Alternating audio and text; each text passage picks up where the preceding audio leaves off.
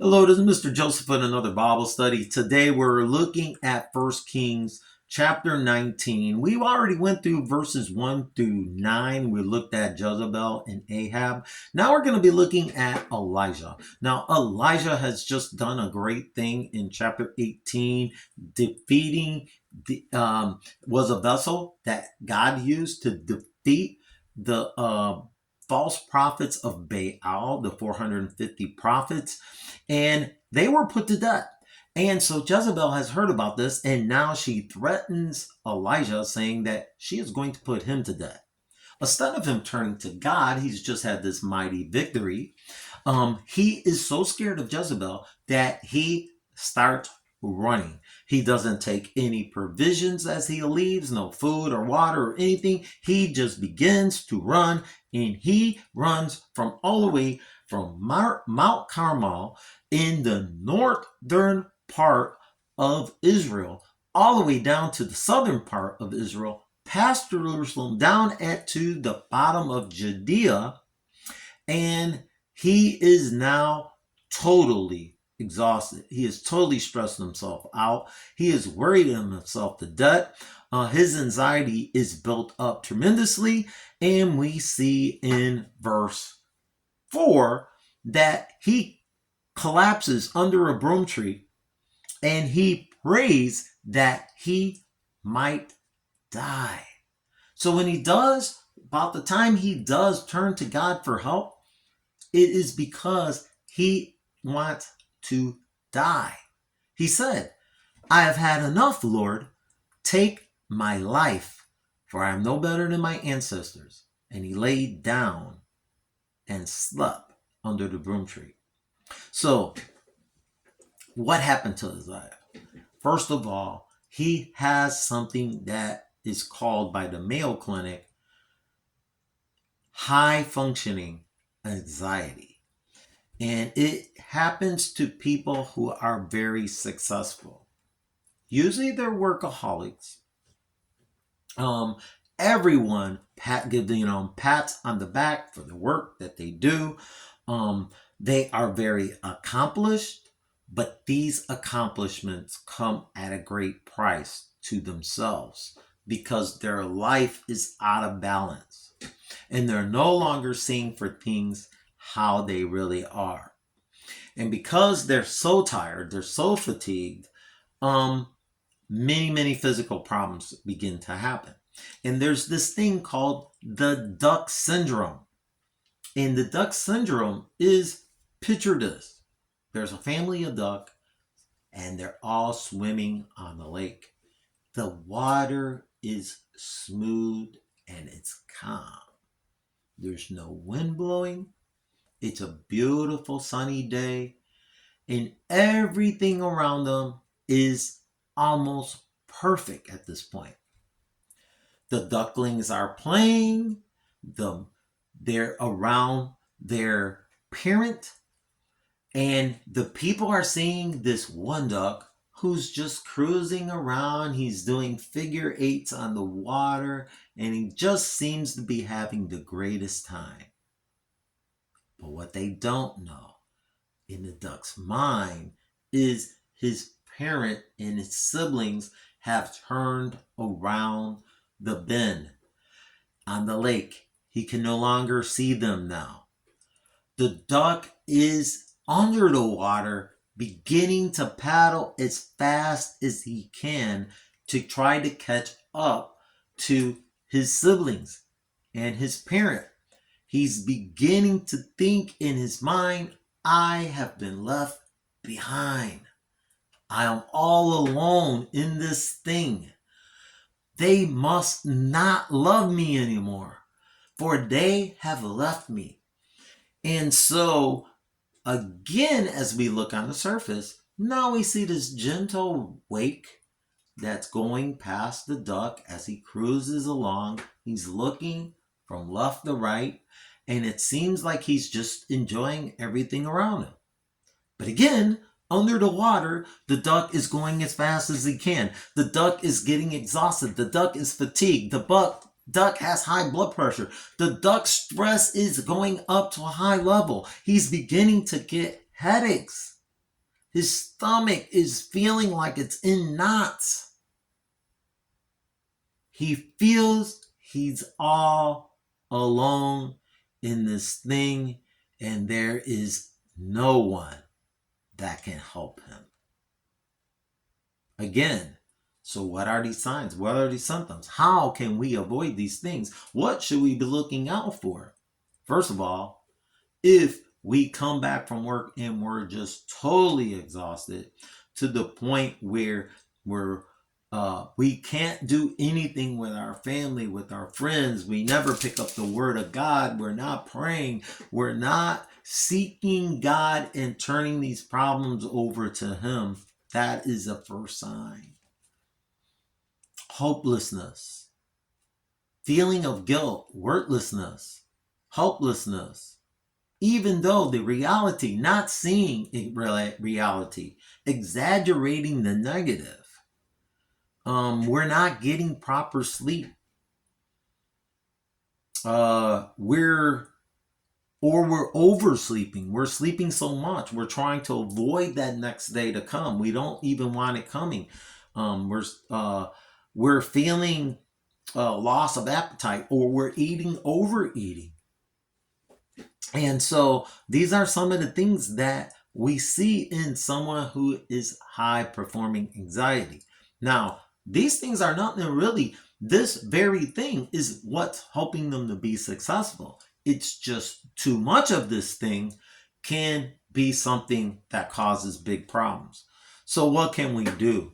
We see in 1 Kings 19:3, we need not to focus on our feelings, but we need to focus on the facts. What is really going on?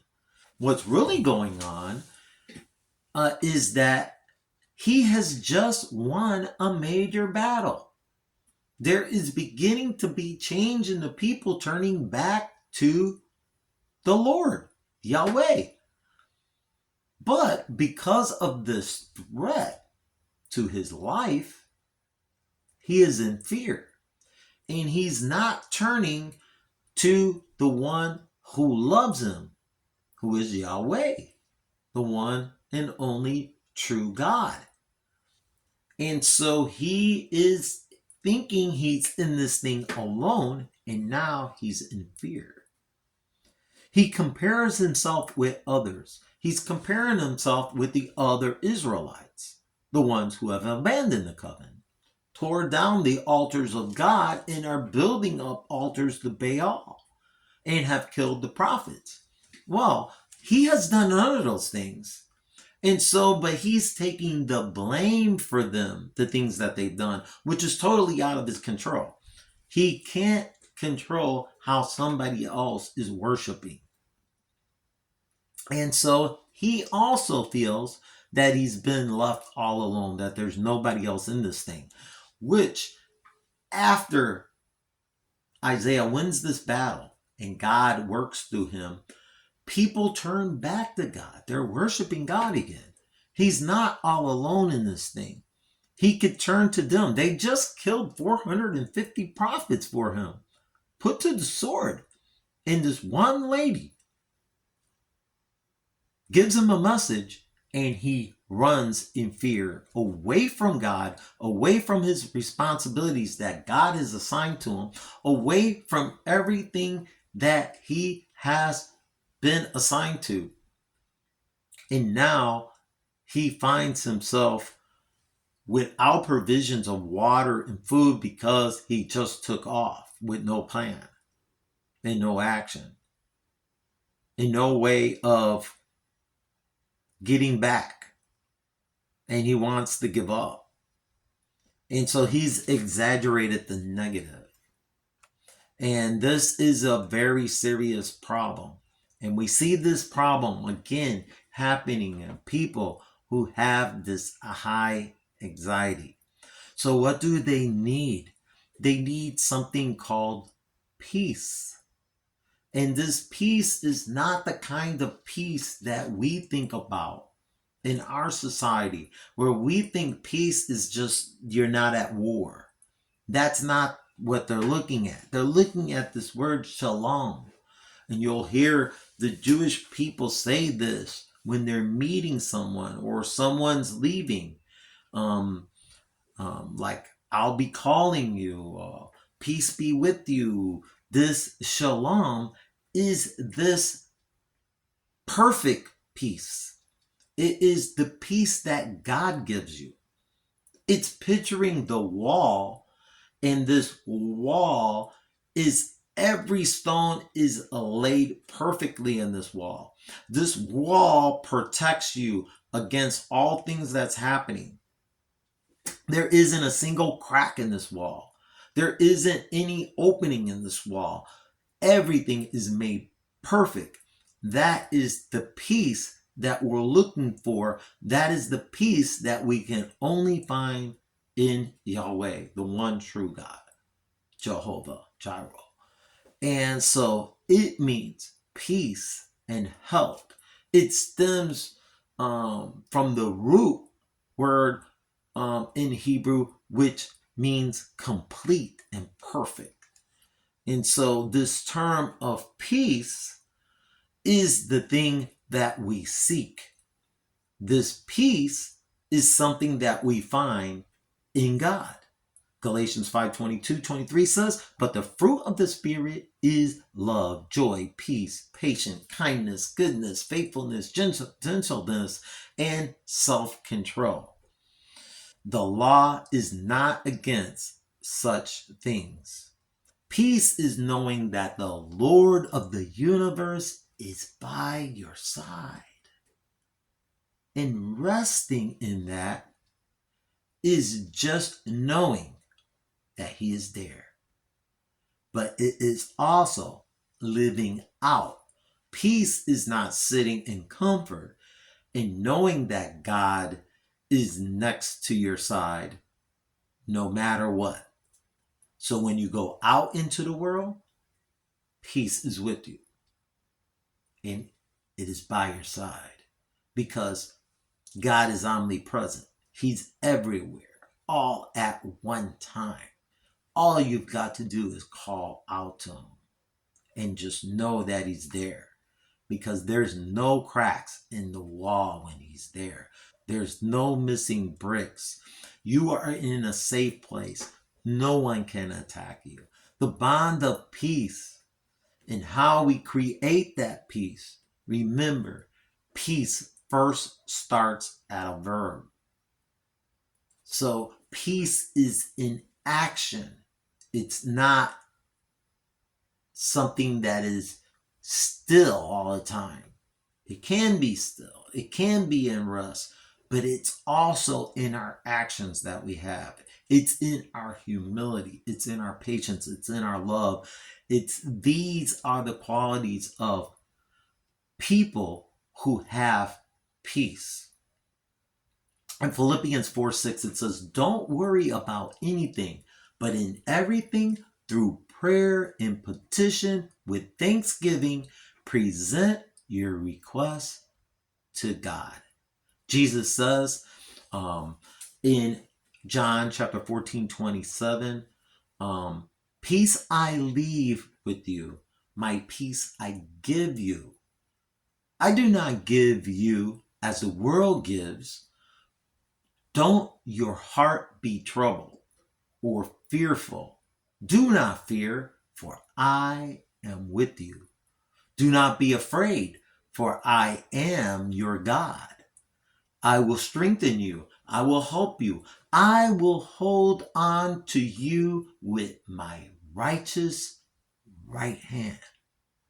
Psalms 94:19 says, when I am filled with cares, your comfort brings me joy. 1 Peter 5:7 says, casting all your cares on him because he cares about you. Proverbs 3:5-6, trust in the Lord with all your heart. Do not rely on your own understanding, but acknowledge him in all your ways, and he'll set your path straight. 2 Timothy 1:7 says, for God has given us a spirit of fear. No, it doesn't say that. It says, for God has not given us a spirit of fear, but one of power, love, and sound judgment. 2 Corinthians 12:10 says, "So I take pleasure in weakness, insults, hardship, persecution, and in difficulties for the sake of Christ. For when I am weak, then I am strong." Wow. And so with that said, I leave you this. Peace be with you, and thanks be to God.